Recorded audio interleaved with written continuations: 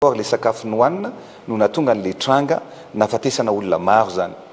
Ny sakafo nohanina dia misy an'le hoe donuts, les gâteaux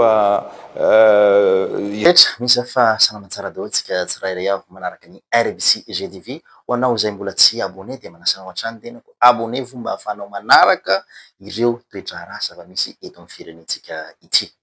Ahoana moa ny vaovao ino le vaovao mampalahelo iny ilay nahafatesan'olona maro be ary mbola eo aloha andalam-pitsaboana vokatry n'izay tsy fantatra moa fahampoizinana ve sa fanampoizinana fa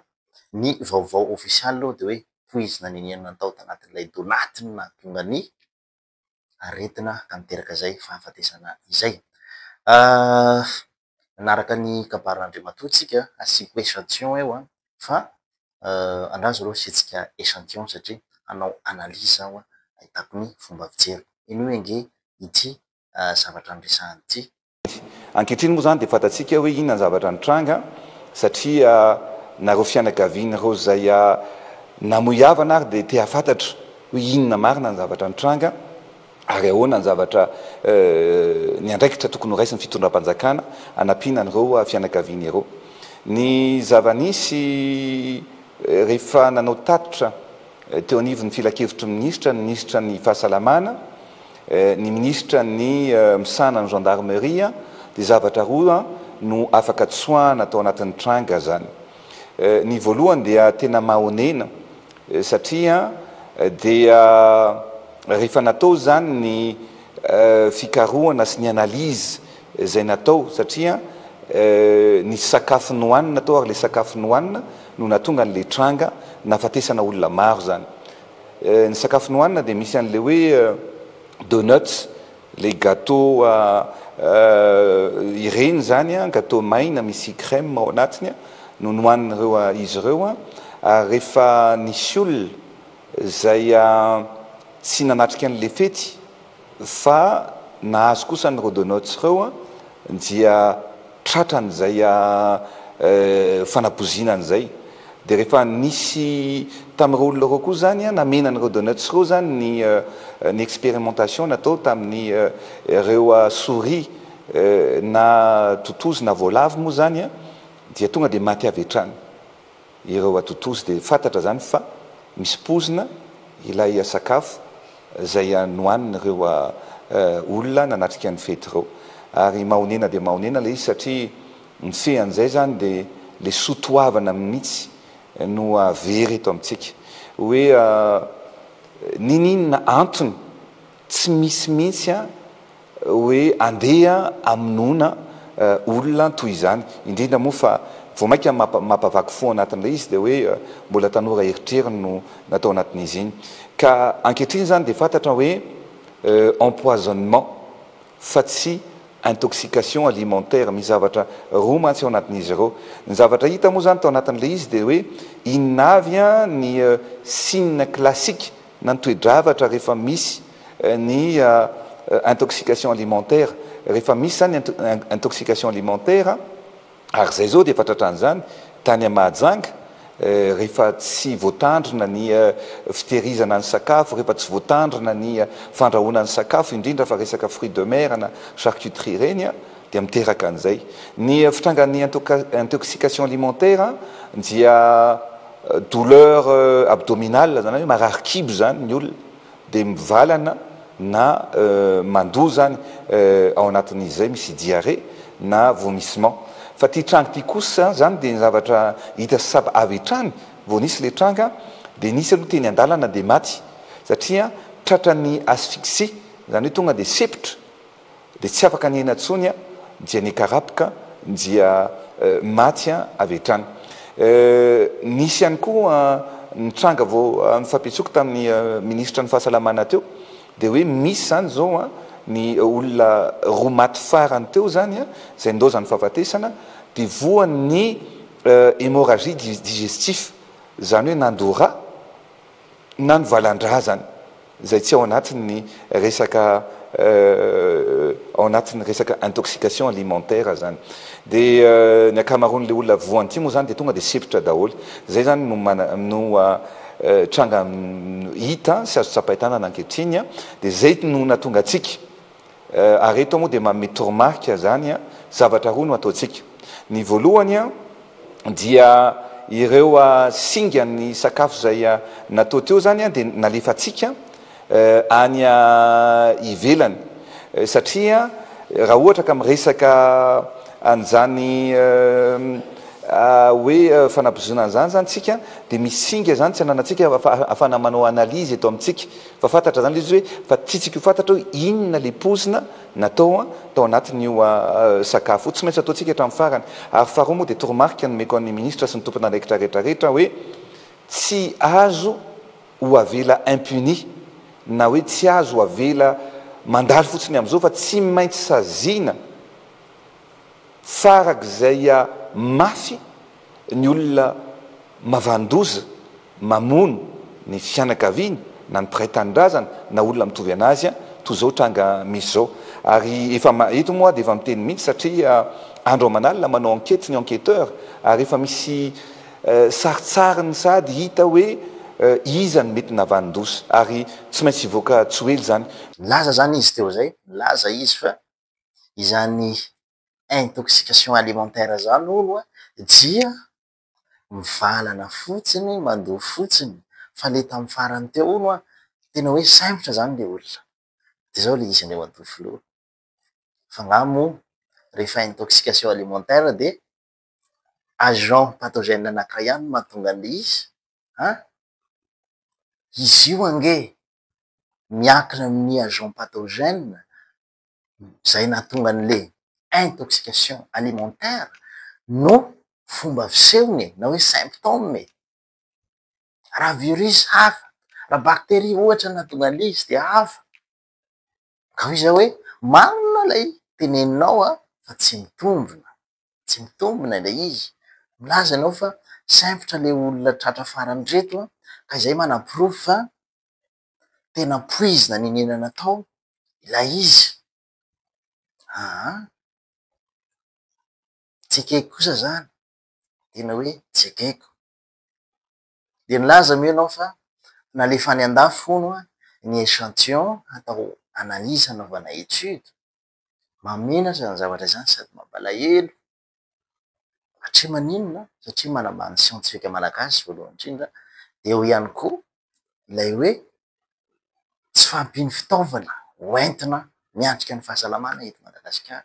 Maninona moa raha mividy fitaovantsika fa tsy mandany vola amin'ny zavatra tsisy tsikany ohatra tonga ny 26 io ohatrinona indray ny investissement atsapoko anareo ao ny balafomanga ohatrinona ny vidiny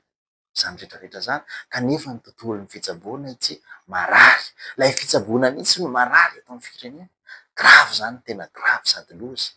ino indray koa moa ny tohon'ilay resaka ao teo fa ny zavatra misy moa rehefa ohatran'io ao anatin'ny resaka fianakaviana mety misy ny tsy fifankazona misy ny fialonana mety misy ihany koa no disadisa zay mitarika any zavatra tsy fanao toy izao fehany ngamba ny zavatra tokony atao dia tao anatin'io fianakaviana io zany efa nisy tranga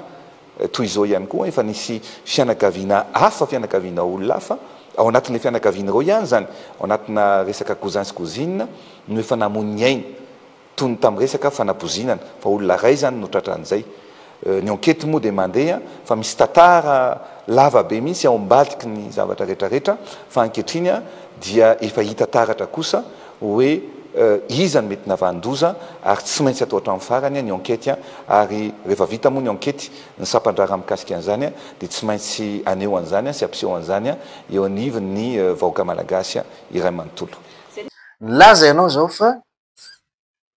poizina zany tena hoe manaprofo zany anao fa poizina tokoa ilay niseho iny zany hoe efa nisy ka hony tao amin'ny famille resaka cousin cousine de ny zavatra tsy hoe miakany ny tenako tsy hoe tsy mino fa mila profo angamba zany zavatra izany satria lasa manamafy ny tension entre ny famille zay efa miady ianao ny fitiavanao izy ianao ny lehibe indrindra satria manina zany miteny an'izany raha nisy ka ohatran'izany izy ianao tany amin'ny famille cousin cousine resaka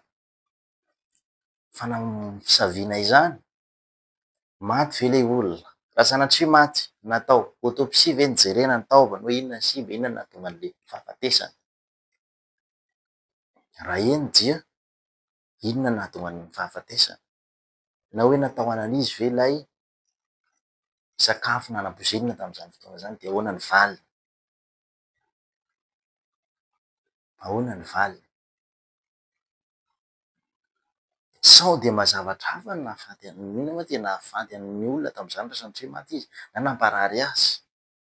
fa fotsiny coïncidence fotsiny hoe ny sakafo tamin'ny cousin tary de lasa narary avy eo, tsy de mazavatra hafa na tsy de mba intoxication alimentaire misy koa tamin'izany fotoana izany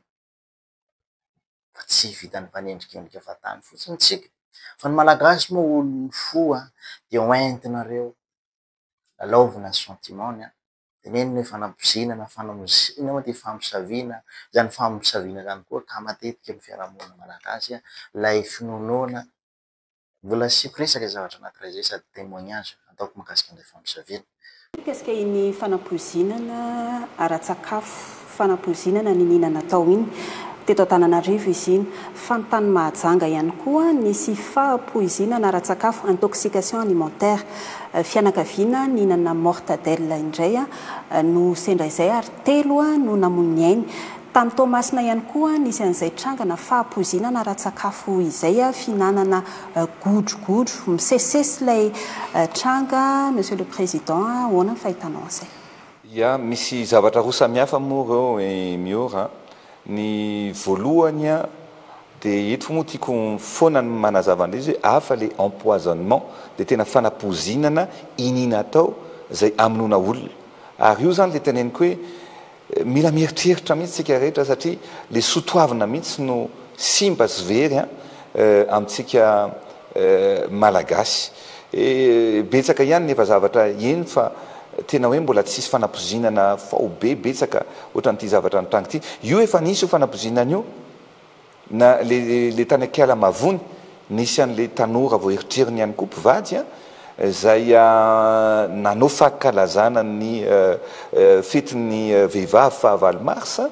dia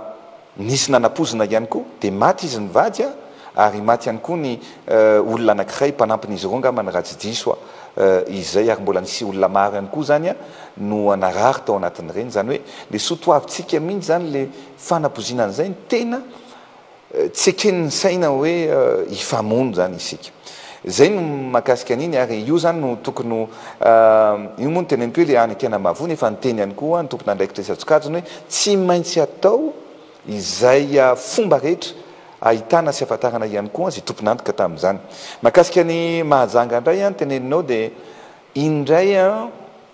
tsy intoxication tena alimentaire ohatra nazo anay tamin'izay tany Mahajanga mihitsy io satria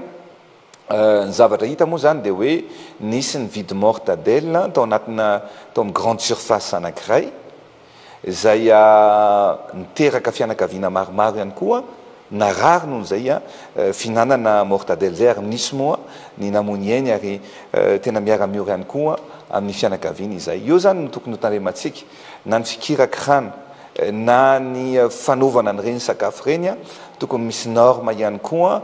arahana ary efa nijery nandefa nanao ny enquête ihany koa zay tamin'io efa nalaina ny mortadelle de efa natao analyse ihany koa fa ny zavatra nitranga tao anatin'le grande surface de misy groupe électrogène zany hoe rano tokony ho izy de tsy tokony ho tapaka zany ny chaîne du froid zay fitehirizana an'izay mortadelle zay io zany mbola manao ny enquête koa tsika am'izao tsika amin'ny teny zao zay ny teneniko mila fitandremana ny zavatra mitranga ny Mahajanga mafana ny olona ve vao avy mividy an'iny mortadelle iny dia tonga de nohaniny sa mbola nandeha bazary mbola nitapy masoandro azony masoandro ilay mortadelle de mety hoe maraina ny tsena de mety ny ariva ve vao nihinana an'iny zany zavatra rehetrarehetra zany mbola tokony hojerevana ihany koa zany ao anatin'le izy fa mila mitandrina tsika rehetra mila mitandrina ny tsirairay avy satria betsaka ny olon-dratsy ary mila mitandrina ihany koa tsika amin'izay zavatra rehetrarehetra ho antsika na io resaka charcuterie na ny sakafo rehetrarehetra ihany koa zay ao anatin'izay ny tany Tamatavy moa teneninao tao de hoe godrogodro io zany no mila fandalinana lalina koa hoe ahoana moa zany no atonga ny godrogodro no hanina zay nahafaty olona ihany koa satria ny godrogodro tsy mila tehirizina ao anatina vata fampanagatsianana na réfrigérateur fa zavatra ohatran'ny mofo baolina mofo gasy mofo zay afianatsika ihany koa zay godrogodro zay ka zay ny teneniko hoe tsy maintsy tohizana trany ny fandalinana no mahatonga ny renitranga maro samihafa eto amin'ny fireneny reny tany majanga ho izy ianao sy tany tamatavy tena intoxication alimentaire mila samy nahafatesany olona zao somary hafahafa izy fa de tsy anakinana tsony moa zany zao fa mino ary matoky ny siantsika malagasy matoky ny fitondram-panjakana malagasy ihany koa am'ireo tatitra atao am'ireo izy reo ka dia ny conclusion zany de misy olona nanampoizina ny sakafo fa tsy resaka intoxication alimentaire. Voalazana tao Andriamatofiloha mikasika io intoxication alimentaire io anisany mahatonga ny intoxication alimentaire ny fahatapahan'ilay antsoina hoe chaîne de froid zany hoe le raha ohatra hoe zay mortadelle zay ohatra zany ny resahana tokony hoe mijanona anatina toerana mangatsiaka tsy tapatapaka izy zava-misy nefa amin'izao fotoana izao ny jiro tapatapaka foana manerana ny nosy indrindra moa eto andrenivohitra moa zany no tena iainanay sy ny amin'ny tapany atsimon'ny renivohitra iny anisany mahatonga izay intoxication alimentaire izay anisany araka ny nambarako teo mijaly le vahoaka Andriamatofiloha mikasika ity jirama ity fa ina marina zany tena olana efa nazavainao teo ihany fa tsara foana mpahafantarina ny rehetra hoe inona ny tena zava-misy fa tena mijaly izahay vahoaka amin'ity resaka jiro ity miora ny fizalianany jiro dia iainantsika rehetra ary rehefa mijaly ny vahoaka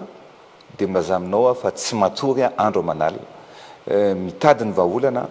mijery ny olana ary tsy maintsy mitondra ny vahaolana ao anatin'izany olana rehetrarehetra zany zay indrindra no anisany hoe tsy maintsy fampitafana ny vahoaka satria mila lazaina ny vahoaka ny marina ary mila fantarina ihany koa hoe inona ny olana makaizitsika misy vahaolana ve sa tsisy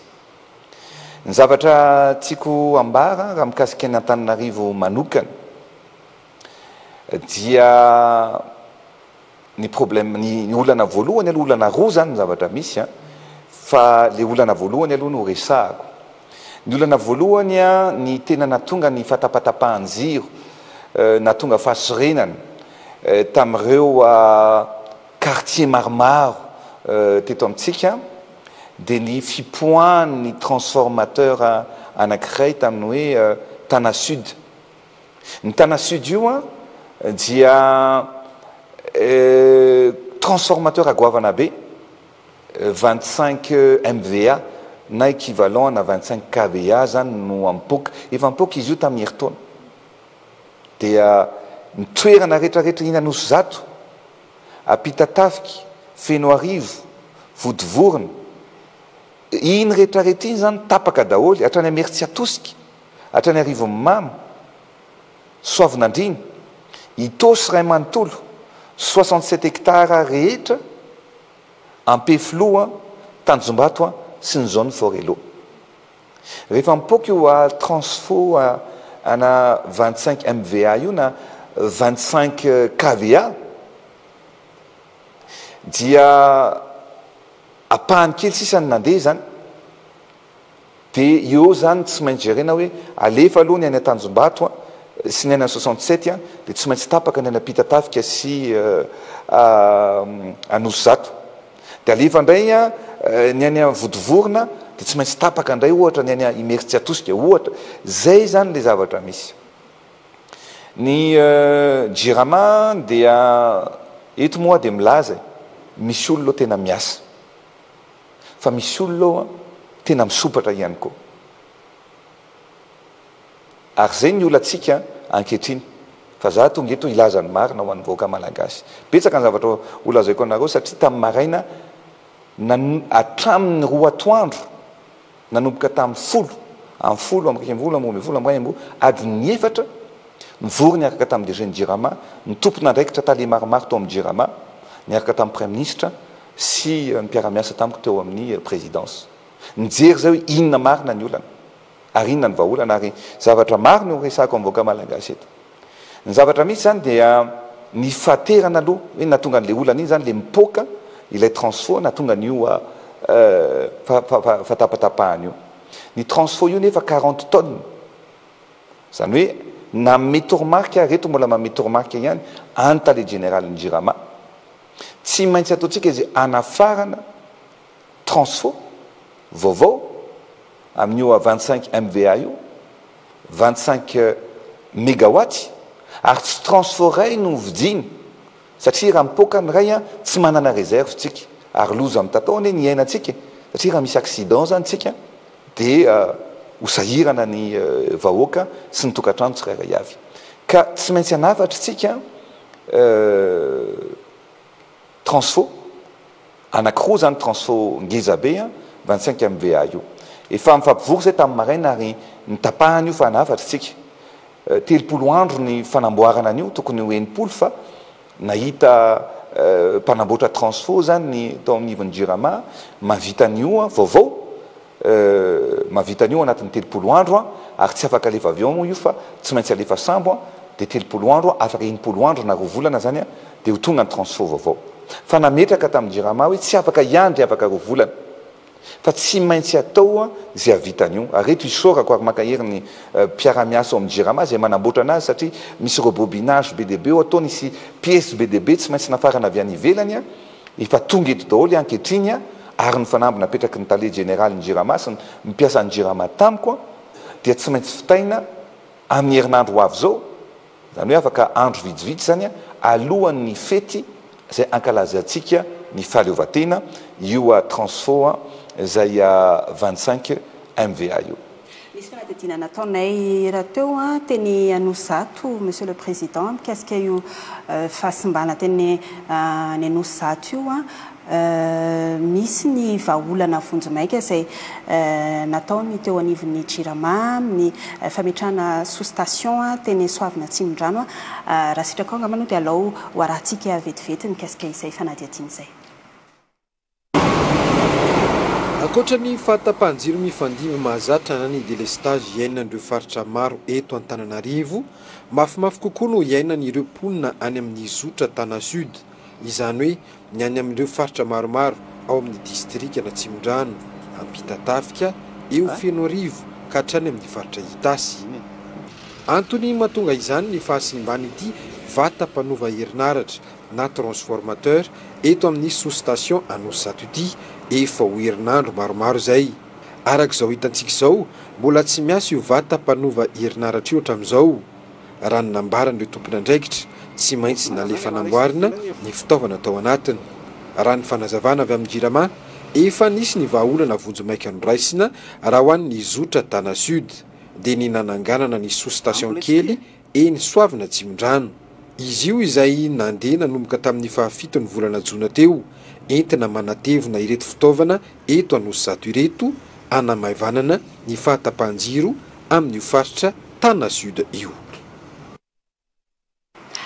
Zay ny mikasika iny fanadihadiana zay tsara pahafantarantsika nataon'ny mpanao gazety ny televiziona malagasy androany teny Anosato tsy nisy moa ny tompon'andraikitra ny Jirama afaka nanazava tamin'ny resaka teny Anosato iny fa eto ianao Andriamatoa Filoha efa nambaranao teo ihany ny natsidika ihany le olana fa amin'ny ankapobeny zany inona zany tena zava-misy ary inona no vahaolana. Dia ny misaotra anareo teto anivon'ny TVM aloha nanao an'iny reportage iny satria ny sary tokoa dia malaza zavatra betsaka no ny teny zay atao. Ny zavatra misy dia efa misy vahaolana no eto ny Jirama satria efa nametraka 7.5 MVA zareo ina Soavina angambany izay mba nentina nanamana ny olana ny ampahany betsaka amin'ireo tanàna zay efa tsy dia misedra ntsony fatapatapahana zany. Ohatran'izay koa ny ilany makany amin'iny Tana Sud iny ihany koa zany. Fa ny zavatra misy ary tena tsara ho fantatsika dia ny fahaterany ny fitaovana zay ampiasaitsika ito anivony jirama mba fantatra koa fa ny sous station eo ambody vona raha mba tsiko apotra kely satria nitondra tableau mihitsy imio raha jerevy tsara ny sous station ambody vona efa tamin'ny 1956 no natao io ny eny ambony manambola efa tamin'ny 1982 ny tana sud zay mipoka foana io dia efa tamin'ny 1988 ny tana nord zany tamin'ny 2001 ary ny charge an'izy ireo zany dia efa misy surcharge tanteraka zay mahatonga ny déclenché satria rehefa betsaka ny filana jiro zany dia mipoka foana le transformateur ohatra atsika ohatrany hoe raha mampiasa prise anankiray tsika mampiasa brochine fanaovana volo mampiasa micro-onde dia mazava ho azy fa mipoka foana ny jiro dia midina foana iny ny disjoncte foana ohatr'izay jerevy tsara fa ny charge atsika efa mihoatra ny 100 isan-jato zany hoe efa mizaka ny tseran'ny aina zany ireo transformateur reo zay ny antsony zao zany hoe efa navatra transformateur vaovao aloha tsika maromaro zay ahafahantsika manova sady an'ireo transformateur reo fa ny sous station rehetrarehetra ihany koa da didinao nga manaka ny Chine ny sous station rehetra reo mihitsy zany efa tokony hovaina sy amafisina daholy dia efa manana tetikasa amin'izay tsika ary efa anomboka zay tetikasa zay irahana amin'ny orinasa anisany matanjaka amin'izany moa tany Chine mivizite koa efa nysignena ny contrat ary efa anomboka tsy ela ny asa fanamboarana an'ireo sous station reo zay ny mahakasika an'io sous station io fa zay ny teneniko hoe mba tsara ho fantatry ny vahoaka malagasy mihitsy ary ny zavatra ienany vahoaka malagasy miora milaza aminao fa marary satria rehefa tsy misy ny jiro